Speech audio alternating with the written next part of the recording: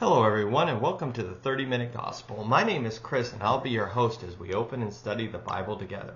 I'll be reading from the King James Version, but you can feel free to read whichever translation that best suits you. I would just recommend that you have a version that does not delete verses from God's holy word. Each video will be a biblical teaching of 30 minutes or less. My material is completely 100% free, so you can share these videos with family members, co-workers, friends, or anyone you know who either needs to hear the Word of God or wants to study it in a casual setting. The gospel is free to all, so I will not accept any donations, gifts, or beg viewers for money. Please give to your local church or Christian organization of your choosing. You can reach out to me with questions or comments at 30minutegospel@gmail.com, but please keep your message respectful and cordial. Well, welcome again, everybody. We're continuing on a subject called Christians and the Nation of Israel. We were discussing last time about why the importance of the Jewish people to the Christian faith. Okay, the book of Ephesians talks about this. How we have been grafted in chapter 2. It talks about how we as wild olive shoots have been grafted in to the olive tree. Okay? Basically what God is saying there is that with the root of the tree is the Jewish nation. Okay? That is the root of the tree. But what God has had to do is he's had to trim off the sections basically of the unbelieving Jews, the ones that are not going to fit in with the Christian church because they're not believing. So Gentiles have been grafted in, but the root are the Jewish people. Okay, and as I explained in the prodigal son, you've got to also remember the prodigal son the Jewish people are representative in the prodigal son.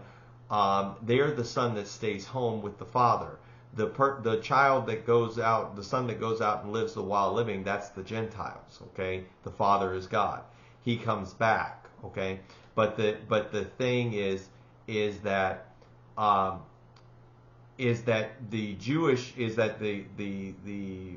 prodigals, or the son that stays home, he goes, I have been serving you this whole time. Okay, and you've got to understand this. This is the big difference between the Christian church and the Jewish nation. The Jewish nation almost treats God as a king. We are serving a king. Okay, but Jesus refers to him as Father, and that's the way we should be referring to him. Our Father, which art in heaven. We look at him like a father, like a son, like an adopted son, like the prodigal son. He comes back and he says, I want to serve you, but he can't say that. He's like, he's saying, you're my son, you're my father, this is it. But the Jewish people, the son that's home, he says, I have served you this whole time, because he's looking at it like he's a servant. Okay? He's a servant. They look at him as a king. You can't say his name. His name is too holy. You see?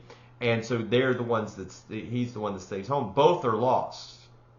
We both are lost, but we both get an inheritance. Okay, you see, you got to understand something with that. It's like I said, the Jewish people's inheritance is on this earth. Okay, what they get in earthly, the Gentiles is spiritual. Okay, and spiritual is much better, as you can see, because the prodigal son got the fatted calf. He got all these things. Seeking forgiveness, but the son that stayed home, he didn't get that stuff. He got the inheritance, the inheritance, but he doesn't get the spiritual blessings, which are better. Okay, so that makes sense. All right. So I was talking last time too about replacement theology, what's known as supersessionalism, and I explained how that is a false teaching. Anyone still holding on to that teaching is just holding on because of tradition. Okay, May 14th, 1948 did away with that. All right, and like I said, it's understandable why some of the reformers or the Catholic Church, I can give them a pass on why they would think that, because for 1900 years almost, the Jewish people were not in their land. It didn't look like they were blessed at all. But when the time had come that the fig tree was to bloom again, God brought them back into their land. that changed everything. People's opinions started changing. Many in the Christian church started changing for that, and we'll talk about that. The early church was almost all Jewish. It was, if you read Acts and all of that, they were all Jewish. The apostles were Jewish. People like Stephen, Matthias, all these people, they were Jewish people. Paul is Jewish. Okay? He's a Benjamite, as he says. He's Jewish. Many of them, Timothy was Jewish. Okay? Barnabas, all of these people that were going, they were Jewish Christians. The church in Jerusalem was almost all Jew. Okay?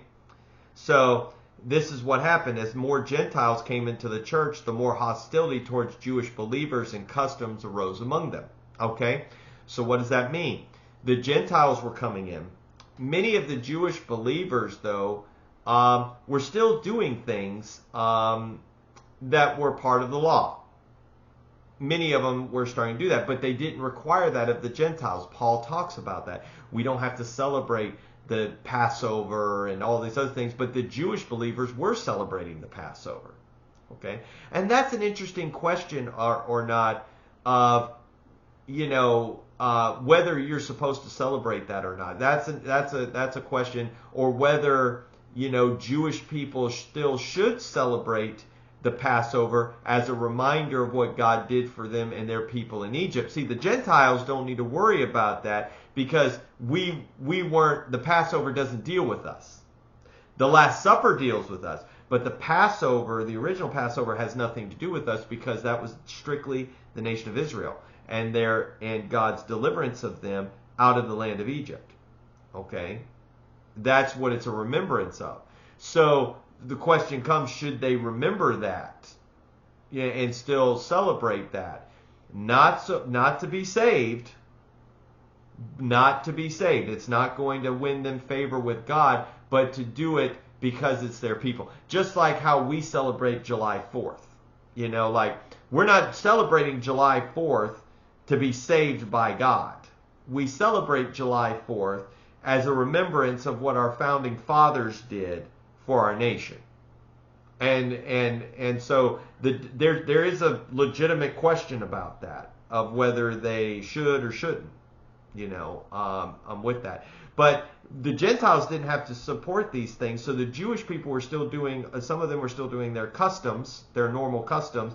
The Gentiles weren't doing that, so conflict was kind of arising. You could see that with Peter when he was talking about, when he was around the Jews, he acted one way, but when he was around the Gentiles, he acted another way, and Paul had to call him out about that. And so, this kind of tension was kind of building with them as more Gentiles were coming in.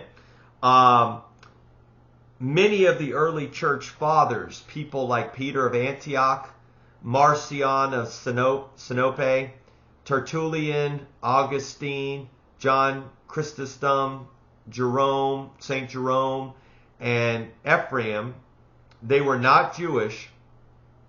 Okay? They were not Jewish, but in most of their writings, they seem to want to take the blame off of the Gentiles for the crucifixion of Jesus Christ. John Chrysostom basically wrote he was an early church father, and he wrote some scathing things against the Jewish people. Okay, basically trying to take the blame off of Gentiles or the Roman Empire. Excuse me, because many of these people were still Roman citizens. They were trying to take the blame off the Roman people, okay, for the crucifixion of Jesus Christ. But this is the point of it. Who was there? The Jewish leaders were there. Pontius Pilate was there. Pontius Pilate sentenced Jesus. He's the one that executed the death sentence on him. The Jewish people accused him. Pontius Pilate is symbolic of the Gentiles. The Jewish leadership is symbolic of the Jews. So who put Jesus Christ to death? Jew and Gentile did. Jew and Gentile did. Who is that? Everybody. Everybody put Jesus to death. The Romans were the ones that nailed him to the cross. Okay? The Romans were not Jewish. Okay, I want you to understand that. The Jewish people accused him and wanted him sentenced to death. But the Romans executed it. So the Romans are the Gentiles, the Jewish leadership are Jews, so both of them are equally guilty of putting Jesus on the cross. Who's guilty? Everybody is. I'm a Gentile. If you're a Jew, you're guilty too. We're all guilty of it. Why? Because we're all sinners. Jesus had to die for all people. He had to die for mankind because we've all sinned. Paul makes that very clear in Romans chapter 2 and 3 that we're all guilty. Everyone, Jew and Gentile, are all guilty before God. So we all put him to death. They wanted to blame the only Jews, and that's a very false thing to do because it's not true. We're all guilty of it. Okay? The Roman soldiers, Rome, they're European, they're descendants of Japheth. Okay? They're the descendants of Japheth. The Europeans. Okay? Europeans are descendants of Japheth. Jews are descendants of Shem. Okay? I want you to understand this. Simon of Cyrene, who helped carry the cross with Jesus, Simon of Cyrene. Cyrene was in Libya. Libya is of the land of Ham. Those are the descendants of Ham. He was a descendant of Ham. So there, at the crucifixion, you have descendants of Japheth, you have descendants of Ham, and you have descendants of Shem. All there, integral in putting to death Jesus Christ. Every human being on this earth comes from either Shem, Ham, or Japheth after the flood. The Table of Nations describes that in Genesis chapter 10. We all come from that. So who was there? Like I said, the Romans, they are descendants of Japheth. Shem's descendants are the Jewish people. Ham's descendants, that's Simon of Cyrene. All three of Noah's children are present. So who is guilty of putting Jesus on the cross? Everybody. Every race, every ethnicity. We all descend from those three. We're all guilty. We're all present. Jew and Gentile are all there. Who's responsible? Everybody. We've all sinned. So don't listen to anybody if they blame the Jews for the crucifixion of Christ. We're just as guilty. Everybody's guilty of that. Okay? I hope that makes sense. So that's what's going on. When now the biggest change, let me see if I have it on here. The biggest change happened, of course, when Constantine accepted Jesus Christ. He started this in the 300s AD when he saw his vision on the Milvian Bridge, where it said, "In my name conquer," and it was the cross. And so he started lightening up on the Christians, because you got to remember this too. The Romans, they're trying to take the blame off the Romans. The Romans were persecuting Christians. Started with Nero, Domitian. All of them were persecuting the Christians and feeding them to lions, doing horrible things to them. The Romans put Peter to death under Christian persecution, under Nero. The Jews didn't do that. The Romans did. The Romans executed Paul, not the Jews. Not the Jews. The Romans did during the persecution of Nero. So you can see this. But when Constantine came in, what started to happen was, and I'm sorry if I'm going to offend some people, but it's just the truth of what happened. When he did this, there were many, many Romans. He basically was starting to force Roman citizens to accept Christianity. Okay, and there were many of the priests that came into the Christian church that Constantine pushed in there were former pagans. They were pagan priests. Okay, they basically took the idol off of their necklace and then removed that and put a cross on there. Okay, and so they started to really do some weird things. They started adding, Constantine was very big. He had the Council of Nicaea come together in 325 to put together the Bible and come up with the, some of y'all know the Nicene Creed, but he had to come up with some Christian standards, like what are the standards of this religion, okay? But many paganisms started coming in. In the old pagan world, for example, you had to come to the priest with your sacrifice to Jupiter, for example. Well, now what you have to do is you have to go to a priest to confess your sins.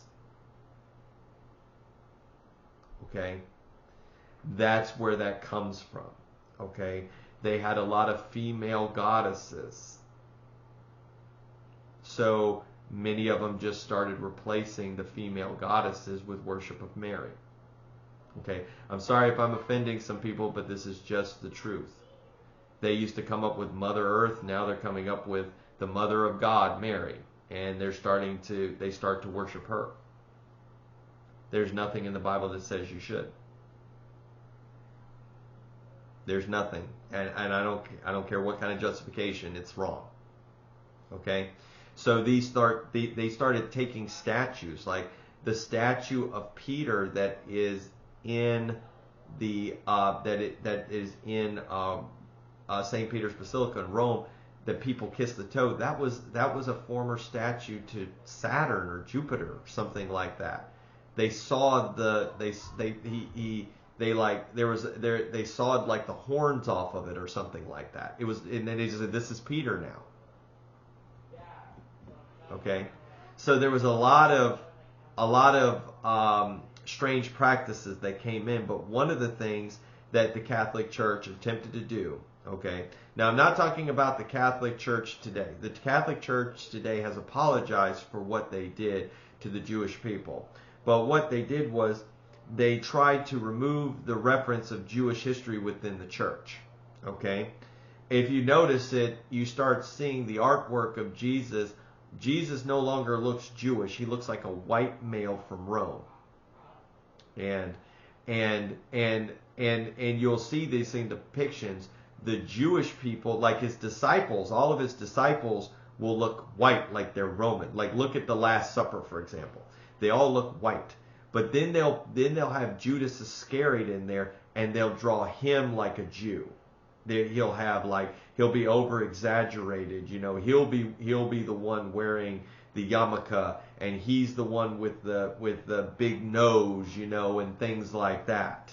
They make him out to be Jewish because he's a wicked Jew, but the other ones are just basically white European males. Okay? Jesus didn't look like that. Jesus was a Middle East. He was from the Middle East. His skin was probably olive colored. Notice there's no description of Jesus. There is no description of Jesus. What color was his skin? We don't know. Why is there no description of Jesus? Because Jesus is for every human being, no matter the color of your skin. No matter your ethnicity. He was not dark, but not light. You see that? But Europeans are trying to do away with the Jewishness of this religion. Okay? All right. That's what they're trying to do. But they hold on to traditions. If you go to the Catholic Church and you go to the College of Cardinals, what do the College of Cardinals all wear on their heads? They wear their little red caps right on the back. That's the yarmulke. The Jewish yarmulke. They're still doing it. Okay. Many of the Christian churches started using Advent candles. What is that? That's like Hanukkah. With the candles. They're still holding on to the Jewish traditions. They just change it all. Okay? They start persecuting the Jewish people. They expel them from countries. Example is Spain. Ferdinand and Isabella. I talked about that in a previous video. They did persecution during the Middle Ages and the Crusades. They blamed the Jews during the Black Plague. They blamed them for the plague because they weren't dying in the high numbers that the Europeans were. Why? Because they actually followed the laws of God for health and sanitation. They washed their hands. They stayed away from dead bodies. They, quarantined.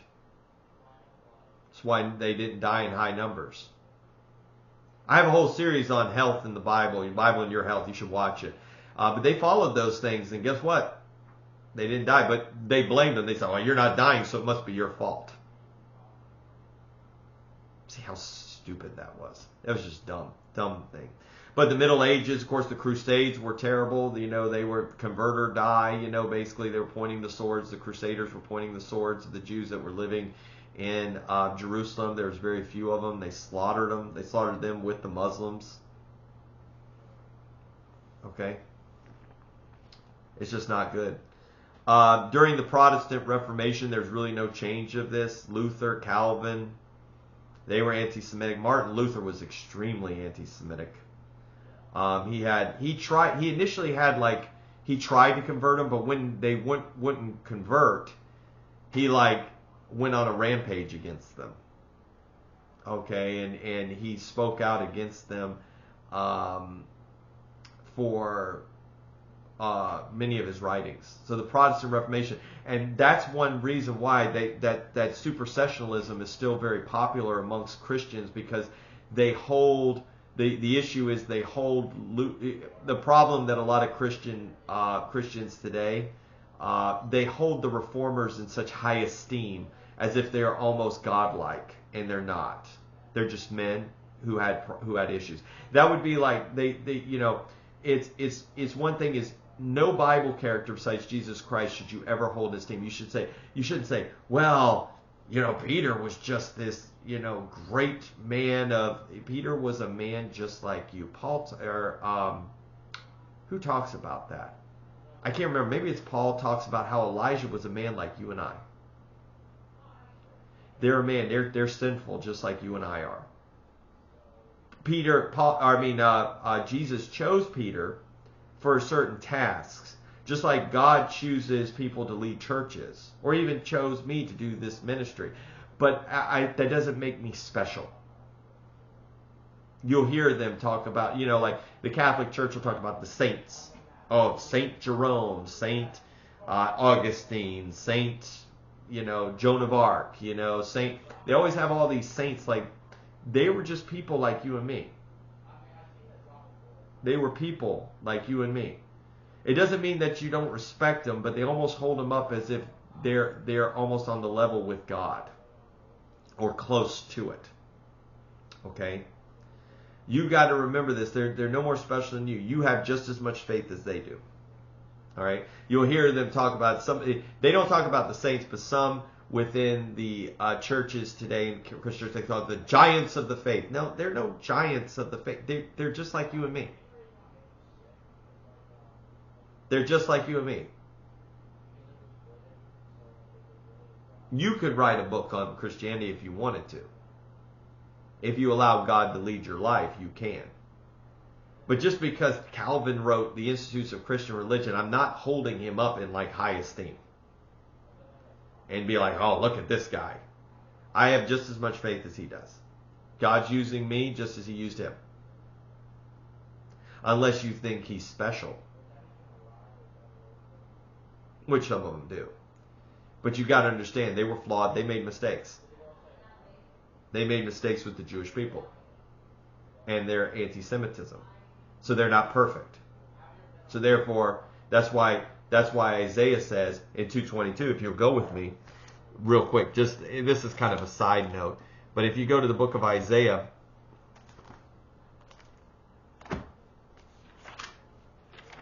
go with me to the book of Isaiah, chapter 2, says this. It's right at the end of the chapter.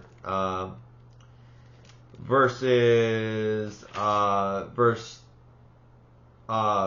22, 2:22 says, "Cease ye from man who has breath, whose breath is in his nostrils, for wherein is he to be accounted of?" Basically, some of the other translations says, why hold him in esteem? They just have breath in their nostrils. They're dead. It's just a kind of reminder of that. So you make sure that you're not worshiping men. Okay. But this persecution is going to continue on for many, many years.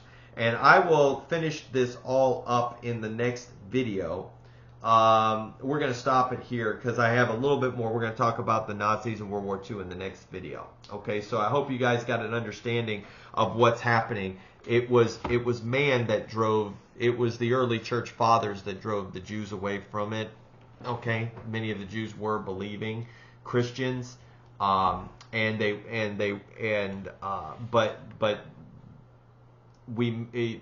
the Romans made it very unfriendly for them. Yes, God used the Romans to spread the Christian faith and spread God's message.